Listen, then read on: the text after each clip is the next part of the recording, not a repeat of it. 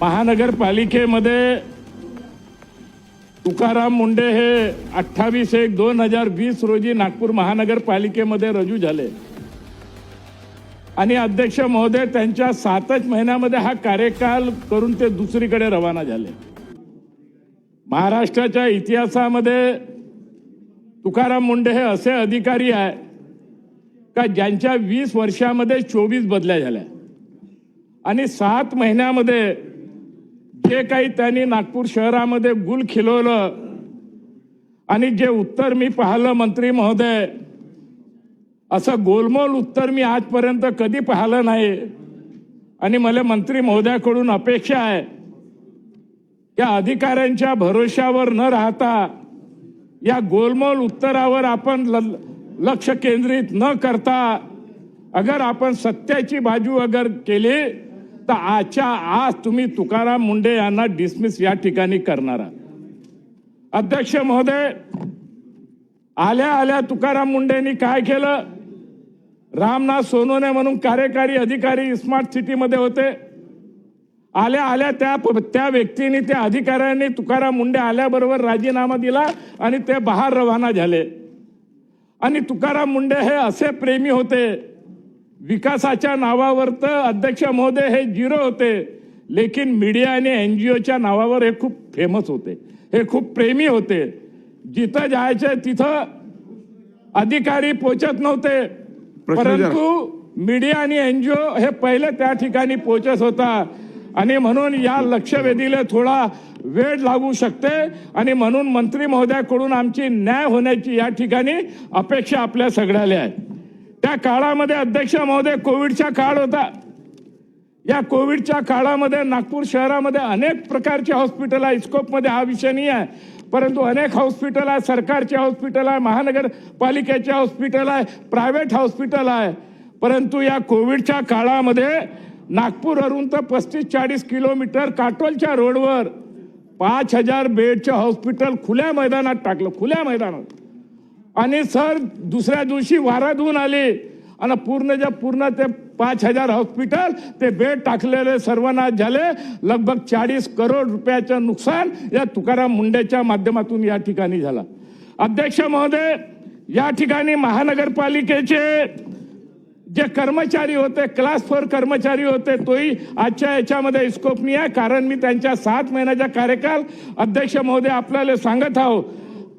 महानगरपालिकेमध्ये तुकाराम मुंडे जी आले आणि 17 कर्मचारी जे क्लास 4 कर्मचारी होते। कृष्णाजी, आता याच्यावरती प्रश्न विचारा।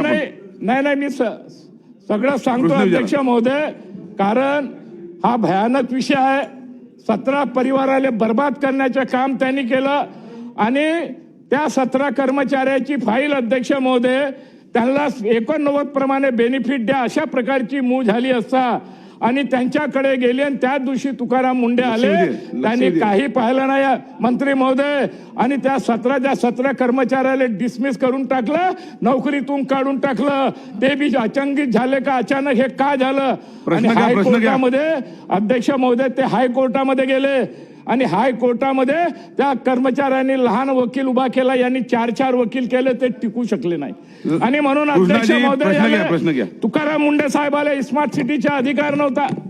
स्मार्ट सिटीमध्ये त्यांनी हस्तक्षेप केलं। स्मार्ट सिटीच्या माध्यमातून लगभग 18-19 करोड रुपयाचे पर्टिक्युलर एका कॉन्ट्रॅक्टरले बिल देण्याचे काम केलं। ते बोर्डाचे मेंबर सुद्धा नव्हते, संचालक सुद्धा नव्हते। कृष्णा खोबडेजी, आपण प्रश्न विचारायचा होता, प्रश्न विचारा, त्याच्यानंतर मी सांगतो। अध्यक्ष महोदय, त्यावेळेस महापौर संदीप जोशी यांनी स्मार्ट सिटीच्या सेक्रेटरीला पत्र देऊन विचारलं का स्मार्ट सिटीचे संचालक तुकाराम मुंडे आहे का? त्यांनी म्हटलं नाही। स्मार्ट सिटीमध्ये हस्तक्षेप करण्याचा अधिकार त्यांना आहे का? त्यांनी म्हणलं नाही। आणि म्हणून हे तिन्ही उत्तर स्मार्ट सिटीच्या सेक्रेटरीने त्या ठिकाणी दिलं आणि या व्यक्तीने ज्या महिला 2 अधिकारी होत्या मंत्री महोदय, ज्या महिलांनी त्या फाईलवर सही केली नाही, एका महिलेला त्याने रवी भवनच्या कॉटेजमध्ये बोलवलं आणि तिथं त्या मुलीला टॉर्चर केलं, ते रडत बाहेर निघाली आणि दुसऱ्या महिला अधिकारी ते कॉर्पोरेशनच्या ऑफिसमध्ये बोलवलं, तिला टॉर्चर केलं, ते रडू त्या ठिकाणी निघाले। प्रश्न घ्या त्याच्यावर. अध्यक्ष महोदय, मी प्रश्न बी घेणार आहोत प्रश्न घ्या. आणि मंत्री महोदयाकडून मागणी बी करणार आहोत. या संदर्भात अध्यक्ष महोदय, माजी महापौर संदीप जोशी साहेबांनी, होऊ दे. अध्यक्ष महोदय, मी देतो पहिले सांगितलंय कोणी अधिकाऱ्याचा बचाव करण्याचा प्रयत्न करू नये, कोणी अधिकाऱ्याचा बचाव करण्याचा प्रयत्न करू नये. अध्यक्ष महोदय, मी पहिले सांगितलंय का या लक्षवेधीला वेळ लागेल. अध्यक्ष महोदय, संदीप जोशी महापौर असताना त्यांनी पुरावे सहित सदर पोलीस स्टेशन मध्ये गुन्हा दाखल केला आणि महाराष्ट्राच्या इतिहासामध्ये IAS अधिकाऱ्याच्या विरुद्ध 2 महिला अधिकाऱ्यांनी सुद्धा सदर पोलीस स्टेशन मध्ये तक्रार दाखल केली. आणि तुकाराम मुंडे जो अजंता त्यांना बनवायला सांगते तर लिखित मध्ये सांगते इसके परिणाम गलत होंगे.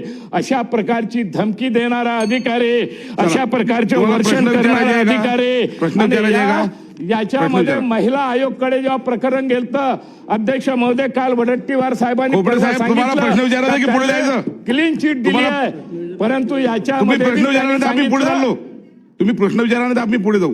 प्रश्न विचारा आपल्याच्यावरचे, या लक्षवेधीवरचे पॉइंटेड प्रश्न विचारा. अध्यक्ष महोदय, मी महिला आयोगाचं सांगतो, कारण वडट्टीवार साहेबांनी जेव्हा परवा सांगितलं, चुकीच्या माहितीच्या आधारे त्यांनी सांगितलं आणि म्हणून महिला आयोगाने बी म्हटलंय का तुकाराम मुंडे यांनी गंभीर परिणामाची धमकी दिली होती आणि त्यामुळे ते मानसिक छळ त्या महिलांच्या त्या ठिकाणी झालेला होता.